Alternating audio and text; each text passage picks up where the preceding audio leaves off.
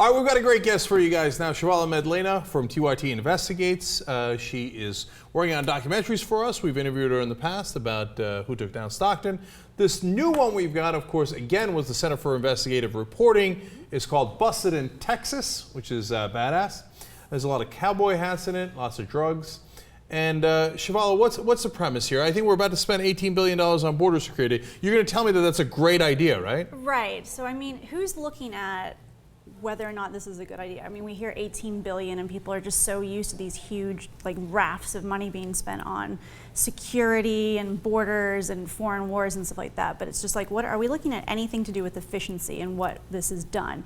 And we don't have to go back years and years and years to like Nixon times or the Mexican-American War. We have to look 7 years ago when Bush decided that he was going to give $7 billion towards securing our borders. Some of that went overseas. Worked, right? Oh, totally. So, you know, now is a really important time to be going back and looking at like, what are we spending our money on? This country does not have cash to spare. What are we spending our money on? Is it working? And this whole story started because two of our reporters at the Center for Investigative Reporting, Andrew Becker and George Scholes, are both great long-term border reporters. And they basically spent over a year, I think, digging up, doing freedom of information requests from Customs and Border Protection and ICE, looking at sector-level data from along the border. Who are we arresting? What are they getting arrested for? How are they getting arrested? Who are they? Where are they coming from? Where are they going to? And what they found was there's one particularly active sector, and it's not the most active sector, it's like the second most active sector, called the Big Bend sector, which is most of West Texas. And what they found was 4 out of 5 of the people being arrested there were American citizens with like paraphernalia or less than 4 ounces, these tiny drug charges. Good, we got a border control. You know what? I say keep the Americans inside America. That's what they're doing, obviously. Well, in fact, literally inside American jails. Yes, so I mean, it's funny that you say inside America as well, because these aren't people crossing the border back and forth. This is a checkpoint on I-10, and you people may not know this, but there are 34 of these internal checkpoints within the United States. So you could be driving along a road from one state to another, from one town to another in America. How far off the border is it? They're allowed to be 100 miles away from the border. This one is like 15 miles away from the border, but it's on a major interstate highway. So you could be driving. So it has nothing to do with the border? No, I mean, it was set up in the 70s as an immigration checkpoint because it's a good place to kind of catch people moving goods illegally, whether they be drugs or whatever.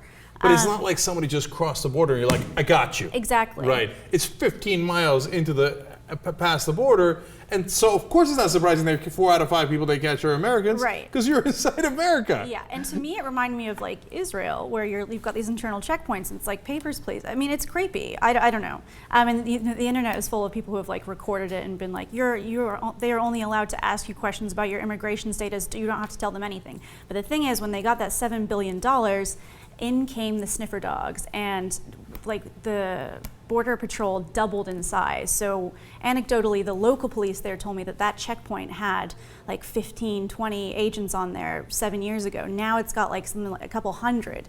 And they've got the sniffer dogs, and the sniffer dogs are what give them probable cause to then stop you and search you. And can I just say, I don't believe in the sniffer dogs at all. I think they're just trained to like...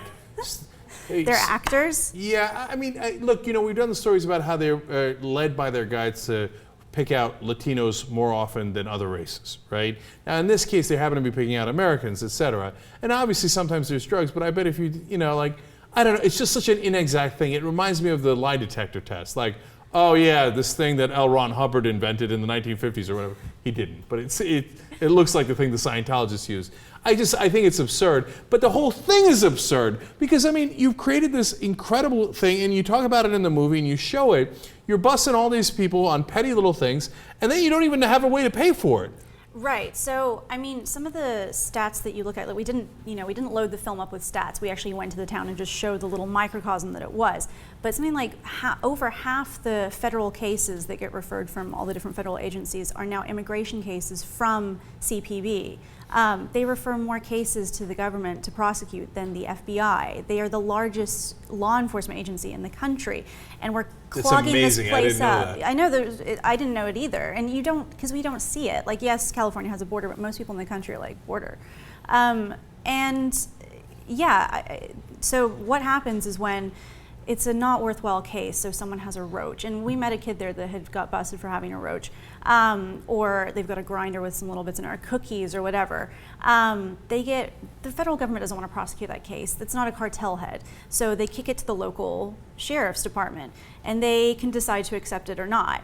And a lot of the times they do, because the government in the beginning of this program said, we'll reimburse you for it. But then literally as we were there, we did not time this, they got a letter from the government saying, due to cutbacks, we're no longer going to reimburse you for housing these inmates and for a lot of prosecuting them. So they were only getting like 50 cents on the dollar, less than 50 cents on the dollar before. Now they're not even getting that anymore. And the main town in that county has like 533 people. And so they're out millions of dollars. And right. And you know, the conservatives are right about that. It's an unfunded mandate, right?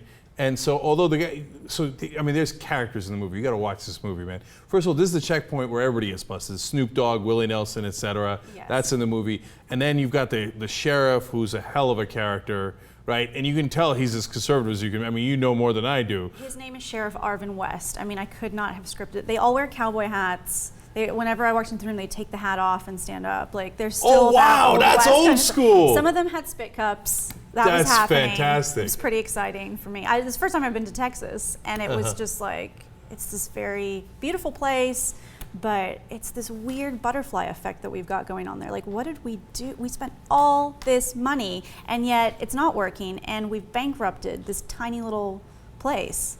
And even in that cop admits, one, we're losing the war on drugs. It's a great scene at the end of the movie. Got to check it out. It's only about 18 minutes. Mm-hmm. So watch the whole thing. It's terrific. I love what he says at the end.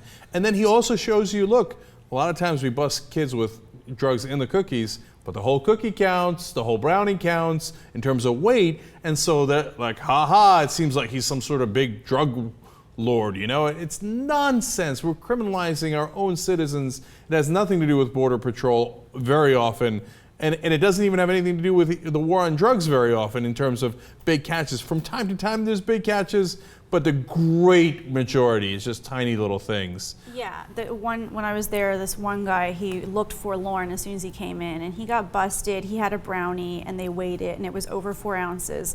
So he's getting charged with a felony, and he was devastated. He's like, I'm not a criminal. It's a pot brownie that a friend gave me at a party, and it was just, you could tell he was just like more devastated, and he didn't see himself as a criminal. Yes, it is illegal. It is illegal. But as you see in the film, like these guys in Texas, they're like, the world is changing around us, and it's like either legalize. I don't understand how these states are allowed to legalize it. We've got to prosecute it, but we're not even being helped by the federal government to prosecute a crime that is still illegal in their eyes. So it's this weird, like, what are we doing? It's the theater of the absurd, and you managed to capture it in the documentary. So everybody check it out. Busted in Texas. You can see it on TYT Investigates, and you can see it on iFiles, which is a Center for Investigative Reporting site. That's where it's stored. We just have a mirror site as well on TYT Investigates, just to make it convenient for everybody. It's terrific. Chavala, thank you for coming in again. No Appreciate props. it.